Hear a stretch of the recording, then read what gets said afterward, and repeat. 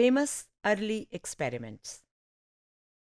देखते हैं कि शुरू में जब एक्सपेरिमेंटल साइकोलॉजी ने अपनी सारी डेवलपमेंट शुरू की और साइंस बनने की कोशिश में उस तरह के तरीके से रिसर्च की और ह्यूमन बिहेवियर को समझने की कोशिश की जिस तरह बाकी साइंसेस में नेचुरल फिनोमिनन को या बायोलॉजिकल फिनोमिनन को समझा जा रहा था।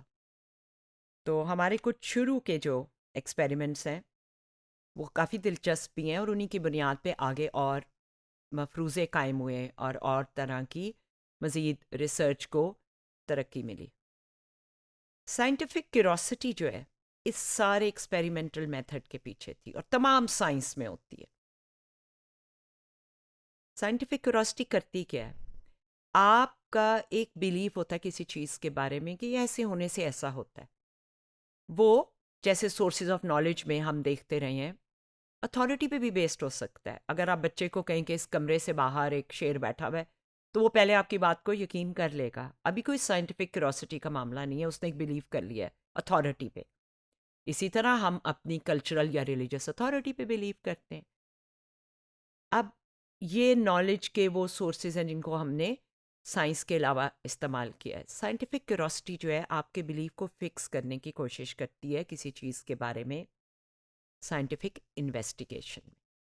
तो अर्ली एक्सपेरिमेंट्स में हमने सबसे पहले उन चीज़ों की तरफ, हम साइकोलॉजिस्ट ने उन चीज़ों की तरफ देखा जो कि फ़िज़िकल साइंसेस की तरह आसानी से लैब में हो सकती थी या जिन्हें स्टडी करना सिंपल और बेसिक था। इंसान सुनता है, देखता है, चीज़ों को ऑर्गेनाइज करता है, अंदाज़ा करता है ये लाइट उस लाइट से कम है, ये आवाज़ उस आवाज़ से कम है, ये रंग उस रंग से हल्का है या गहरा है, ये पेंसिल उस पेंसिल से बड़ी है या कम है, ये मुझसे ज़्यादा दूर ये जगह है या वो जगह है। ठीक है, ये तो काम ज़िंदगी की चीज़ है। अगर हम ये ना कर रहे हों तो हम मूव भी नहीं कर सकते और चीज़ों को देख भी नहीं सकते। सो अर्ली एक्सपेरिमेंट्स जो हैं वो विजुअल स्टिमुलाई, जिन चीज़ों को हम देखते हैं उन्हें कैसे ऑर्गेनाइज करते हैं, इस पे हुए। इसमें हमारे एक बहुत अर्ली 1834 के एक्सपेरिमेंटल साइकोलॉजिस्ट थे जिन्होंने सेंसेशन और परसेप्शन के ऊपर जो स्टडी की, वेबर और उनके स्टूडेंट फेचनर। इनका एक लॉ बड़ा मशहूर है। अगर आप इन बॉक्सेस को देखें, ये लॉ असल में ये कहता है कि जब थोड़ी चीज़ हो और उसमें आप बढ़ा दें तो वो नोटिसेबल हो जाती है। इसको उन्होंने जस्ट नोटिसेबल डिफरेंस का नाम भी दिया है। साइकोफिजिक्स का चैप्टर जैसे चलेगा उसके बारे में हम मज़ीद डिटेल में पढ़ेंगे। So just noticeable difference weber का तोहफा है साइकोफिजिक्स के डिसिप्लिन में, एक्सपेरिमेंटल साइकोलॉजी में।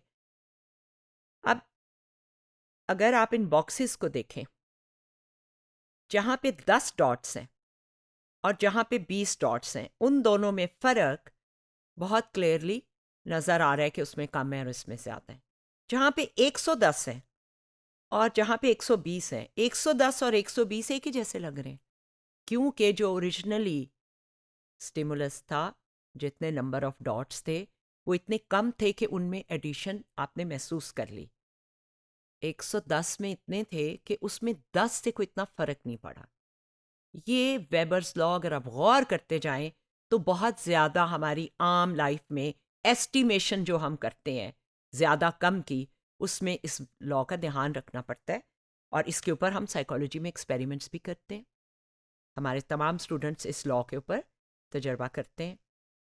एक और अर्ली एक्सपेरिमेंट 1885 में एबिंगहॉस का फॉरगेटिंग कर्व था, जो ये बताता है कि इन चीज़ें किस स्पीड से हम भूलते हैं, कितनी देर तक याद रहती हैं और फिर नीचे जाती हैं और फिर एक लेवल पे आके रुक जाती हैं। इसको फॉरगेटिंग कर्व है। अब ये क्लासिकल कंडीशनिंग का पेवलॉव का एक्सपेरिमेंट था 1902 का।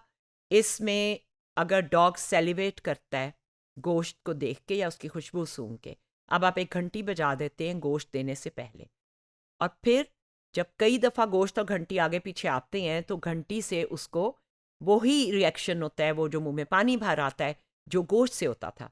जैसे अफ्तारी से पहले कोई आवाज़ सुन के आपके मुंह में पानी आ जाता है, या स्कूल में घंटी की आवाज़ के साथ कैंटीन का ख्याल जो है वो एसोसिएट हो जाता है। ये एक अर्ली एक्सपेरिमेंट था जिसको हमने बाद में इस्तेमाल किया ह्यूमन इन्फेंट्स में। अगर उसको एक खरगोश दिया है और पीछे से ठा की आवाज़ आई है, तो बच्चा खरगोश से नहीं डर रहा, उस आवाज़ की वजह से डर रहा है। 2-3 दफ़ा आप खरगोश के साथ वो आवाज़ प्रेजेंट करते हैं, तो बच्चा खरगोश से ही डरने लग जाता है, चाहे वो आवाज़ ना भी आए। ये भी अर्ली एक्सपेरिमेंट था। इसमें ज़ाहिर है आप बहुत से तासुरात, महसूसात, एतराज़ात पेश कर सकते हैं कि ये अर्ली एक्सपेरिमेंट आखिर कर क्या रहे थे। तो इसको हम डिस्कस करते रहेंगे, हम आगे आने वाले एक्सपेरिमेंट जो कि वक्त के साथ मैच्योर होते गए उन्हें भी देखेंगे।